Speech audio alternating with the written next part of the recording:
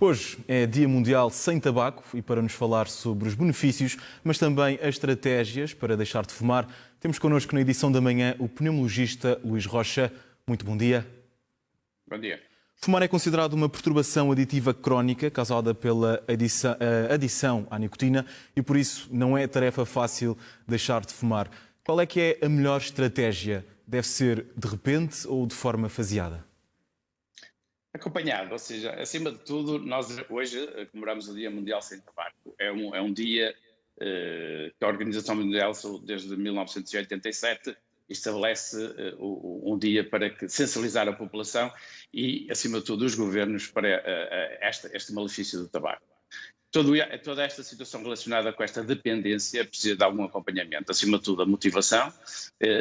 O médico avalia aqui muito a dependência e depois este acompanhamento especializado é importante. Nós acompanhamos aqui de forma continuada muita gente que pretende deixar de fumar. E não é só este dia, deve ser ao longo de todo o ano. O tema central deste ano é comprometa-se a parar, nós comprometemos a ajudar. É esse o tema deste ano. Quais são os diferentes tipos de tratamento que podem ser utilizados? Nós assistimos hoje em dia, e respondendo diretamente à sua pergunta, a algumas formas de inalação de outros componentes de tabaco, seja o tabaco aquecido, o cigarro eletrónico. Muitas vezes isto é interpretado como formas terapêuticas de todo, ou seja, isto também contém malefícios.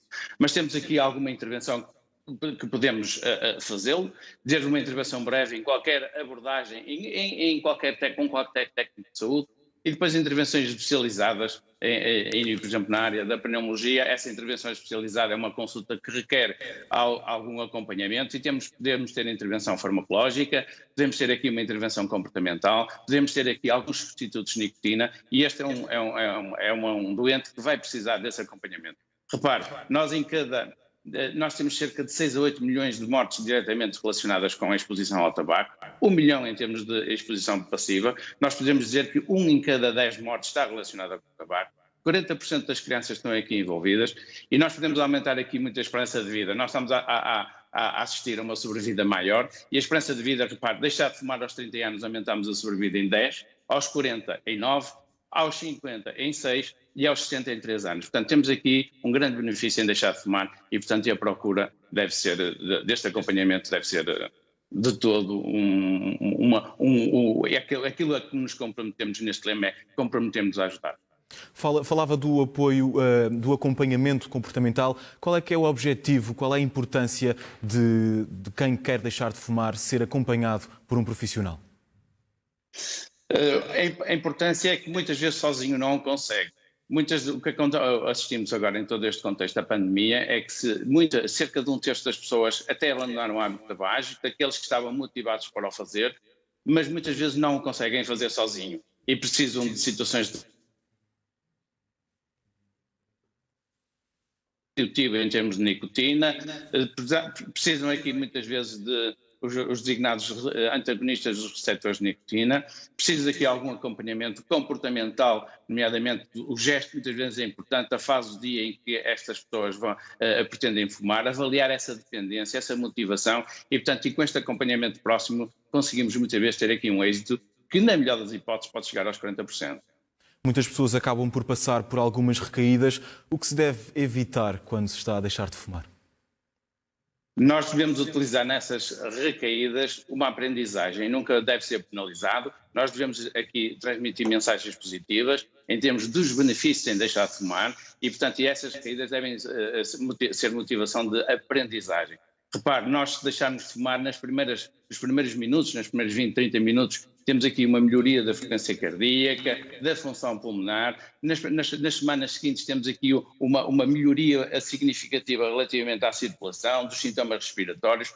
A um ano nós temos um risco de infarto agudo do miocárdio baixo em 50% e ao fim de 10 anos a doença oncológica respiratória, o cancro de pulmão, por exemplo, não é zero, ou seja, temos aqui uma redução significativa na ordem de 50% no risco relativamente a estas patologias. Portanto, temos que incentivar os benefícios em deixar de fumar, acima de tudo. Muitas pessoas iniciam uma dieta com medo de engordarem por deixarem de fumar, mas não é aconselhado. Por que motivo? Neste acompanhamento, relativamente à cessação tabágica, a alimentação é muito importante e a nutrição, na mulher acima de tudo, porque normalmente há um aumento de peso. E isto deve ser acompanhado com algum exercício físico, com algum acompanhamento nutricional. Não estamos a falar em dieta, mas saber comer melhor. Ou seja, e não ir buscar alimentos de refúgio, de benefício, muitas vezes no homem o álcool ou os doces, e a mulher acontece muito frequentemente também aqui o refúgio para alguns alimentos e daí o aumento de peso. É importante este aspecto ser focado neste perfil de consultas, de acompanhamento. Para terminarmos, e acho que é importante, perguntava-lhe quais são os principais benefícios em deixar de fumar.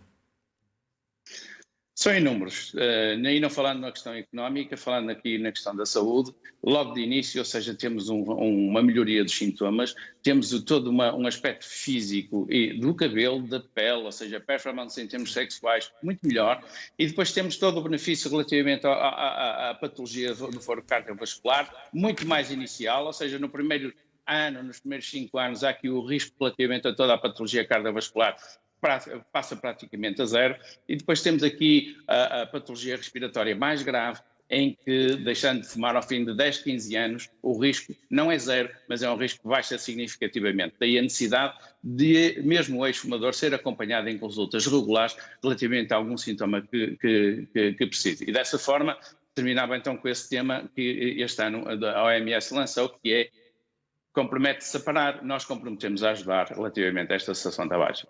Luís Rocha, muito obrigado pela sua presença aqui na edição da manhã. Obrigado.